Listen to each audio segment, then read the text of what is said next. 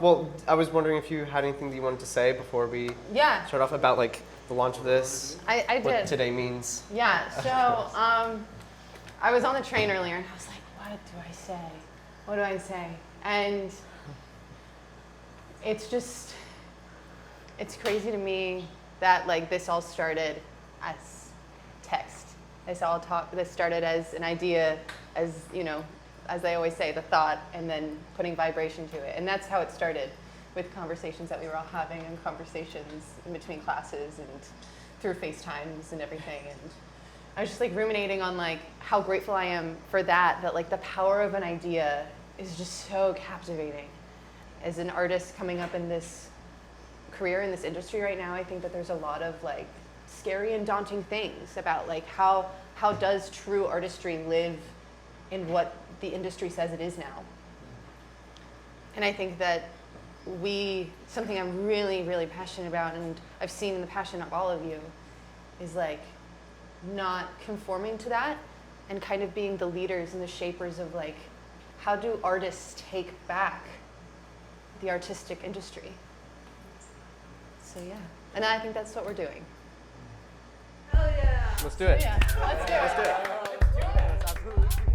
Could you not take some occasion without giving? Speak. Is my poor heart for so a kinsman vexed? Well, you have made a simple choice. I was never with me for anything. Is it true? Or let them vote.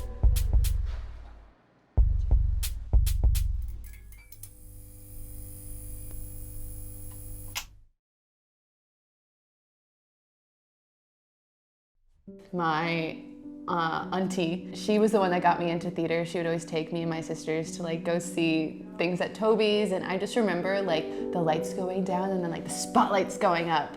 And I just remember leaving, and like I remember like going back out into daylight and being like, did I just like go into a different world? Like, did I just like travel in time, or did I just like go into a different dimension? And I think that's something that like, that's what keeps me bringing it back into theater. Just like that element of transportation is just so addicting in a way. I mean, I find it easy to come back to as a thing, just because it's like my favorite thing to do. You have a room full of people who have collectively decided that the stuff of life is like precious enough to celebrate and do in an even more concentrated, intense way. I think humans are so cute for doing that. You know, it makes the ugly beautiful, because it makes every piece of your own life something like learning from. I saw The Lion King on Broadway. I wore a little Simba costume that I refused to take off on the train.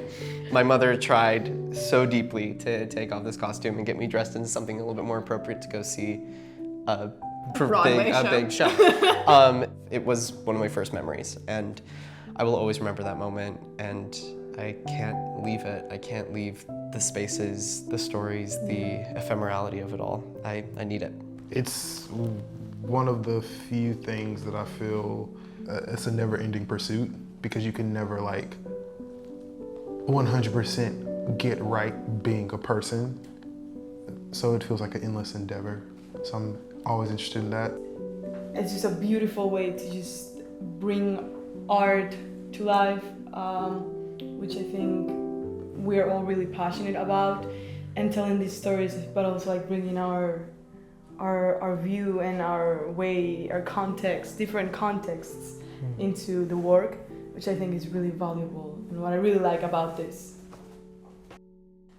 It's the place that I'm the happiest, I think, and that's such a gift, and it doesn't feel selfish at all. You know what I mean? The only way to do it is to do it. Like, we have to, like, we can plan and plan and plan, but the only way to do it is you just have to be like, okay, we can plan it and let it go. We're gonna let it go, we're gonna just figure it out as we do it. I would go a little crazy to say theater will always be made in the same way, which is a bunch of people coming into a room and having an idea.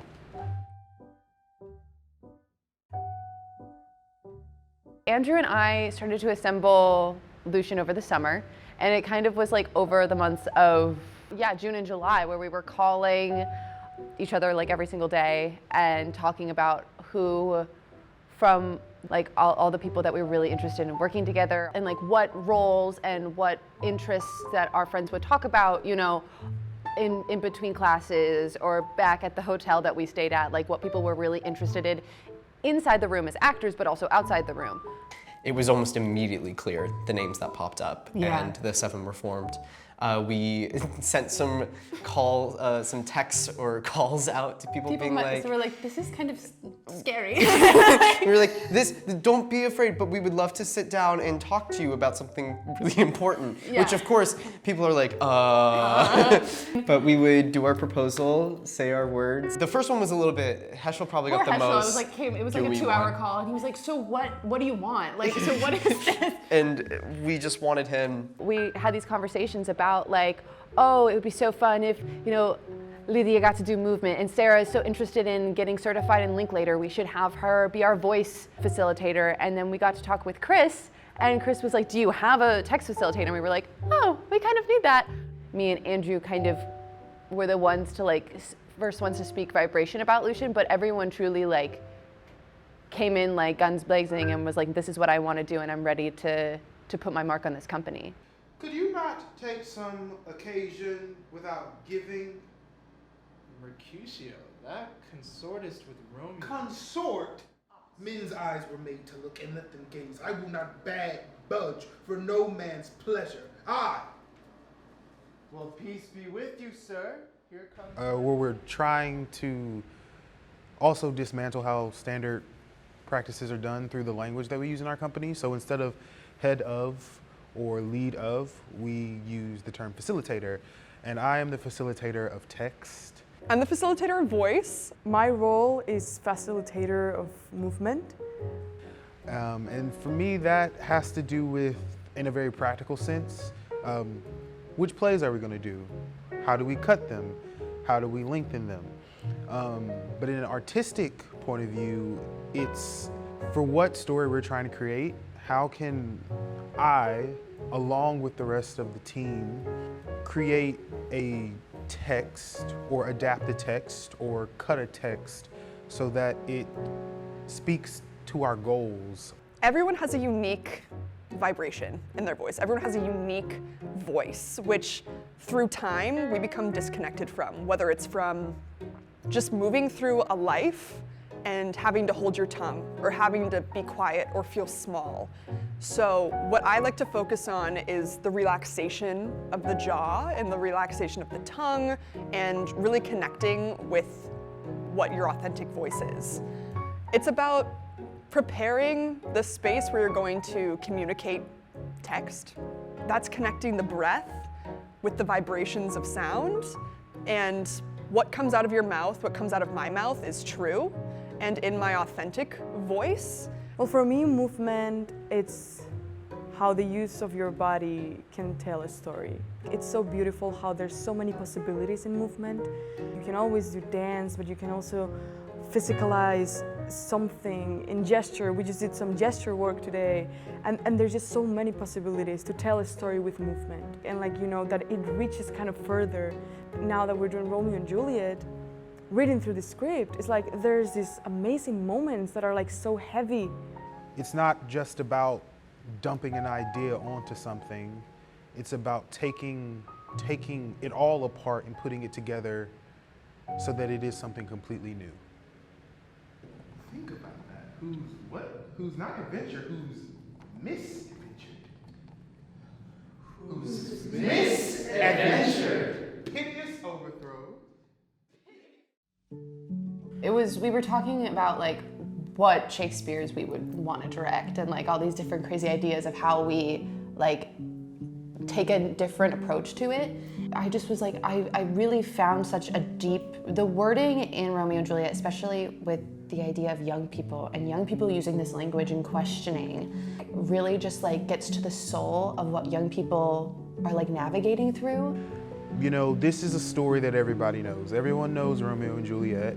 Even the play itself knows Romeo and Juliet. It opens with a prologue that essentially says what is going to come from this story.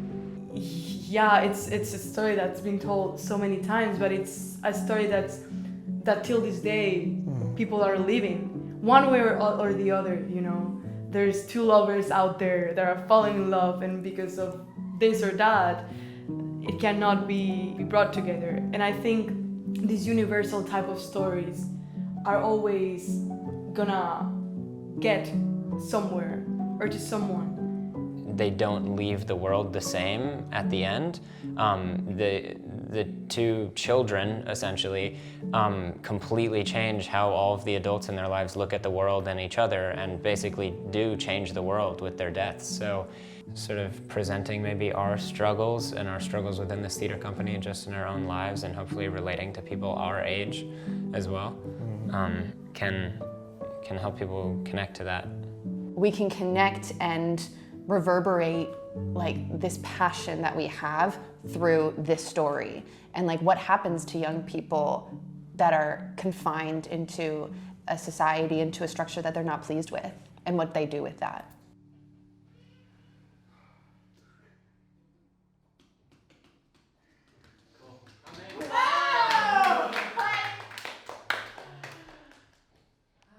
The ethos of Lucien is exploratory in our nature, not being so confined to the standard ways of theater making, not just in terms of the artistic, but in also the way that our company is structured. The three words that define Lucien are devised, democratic, and revolutionary.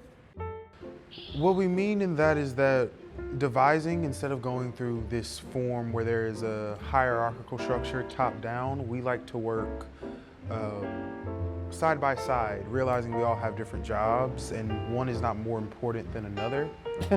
Facilitator of Devising at Large is my title. It's primarily yielding space so that the brilliance of my peers can shine in the rehearsal room. Each of us have different practices and backgrounds and things that ignite us. And I mean, Chris even today brought in this fantastic articulator exercise, and Lydia brought in this gesture work that blew my mind. And it's that kind of thing of we just yield into each other's arms. Some of the greatest experiences I've had in classes and working also with people that I barely know have been with Devised, because you kind of just get into this zone where no one really knows where it's gonna lead to. And then the result, there's so much in it because you are constantly making discoveries. I think of it as being the listener and middle person of the room.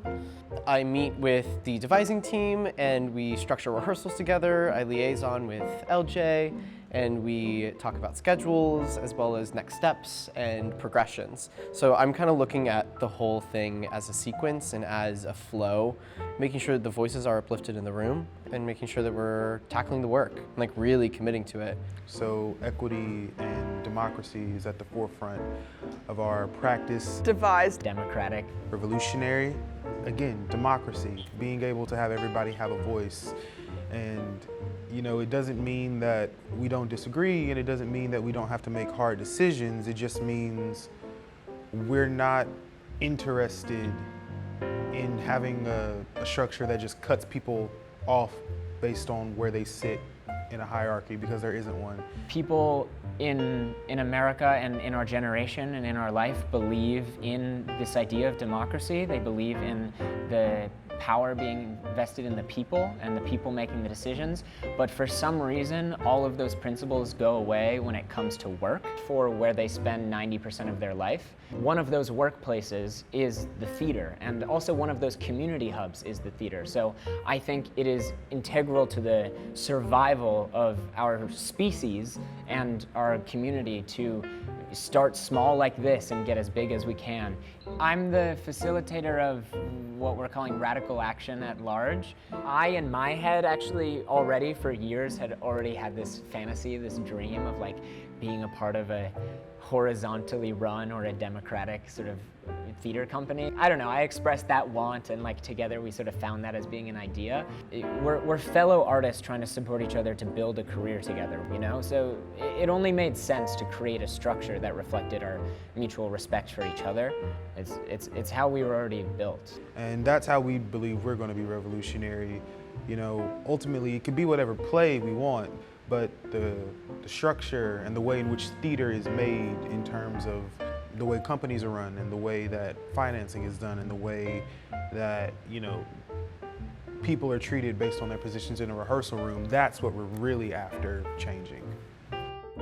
Being a young company, deciding that we don't want to have to decide when is the most perfect time to have all the money to start a theater company. It is, we have the impulse to do a story, to tell this story, and the audience needs to hear it, and we need to hear the audience. And it's now, and it's immediate, and it's necessary to give young artists voice and autonomy and positions of power to be able to choose and self-determinate.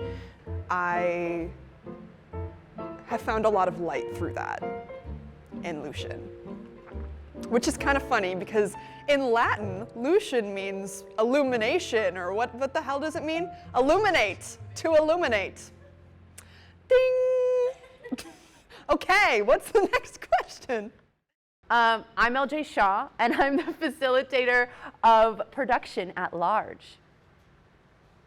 I was going through my notebook yesterday, and it amazes me how many pivots we've had to take, but how many notes of like, okay, new page, let's try again. You know, seeing how movement and giving space for the movement thing, and also giving space for the voice, and figuring out how casting goes into it, and figuring out the whole progression, the amount of redrafts and reframes about the schedule and what we were going to do and where the show is going to be and all these things. Like the facilitator of holding everyone's individual speciality that will feed the big picture. The diversity of ideas and experiences is a huge part of that. So everyone brings their individual takes and hopefully presents it confidently and loudly. At the end of my 4 years of college, I had been working on theater in a traditional sense since I was like 10 years old. It just became a lot, and I realized that I was burnt out in the traditional sense of auditioning and everything that comes with that. I just needed a change of what approach I'd take to being a creative. And that's what this theater company and why we've formulated it has come about. Often over the last few years, as I've been sort of developing as an artist, wondered like, what is the point of doing this, and what is the capability to change things in the world with theater? Because like, you know, it's not giving people food, it's not, you know, doing revolution, it's theater, but also like, what is the huge capability that we do have with stories? Lucien as a word, I didn't know until it was like brought up by LJ and Andrew, of like shedding light, was really interesting to me in terms of creating a theater company. And I think the thing about shedding light where there is darkness is like you have that period where your eyes haven't adjusted and you have people reeling back and you have uncomfortability because of there being darkness before. And I think us approaching this with virtually, you know, no starting budget and just a bunch of people inconveniently spread across, you know, multiple cities, and like just being a bunch of young people, the thing that we have is that once we've shed light and after people have been trying to look away but can see, like, the thing will be in the light and they won't be able to deny the truths that we present them. And I think that is the ammo, that is the strength that we have, is that it will be there and in the light if they like it or not.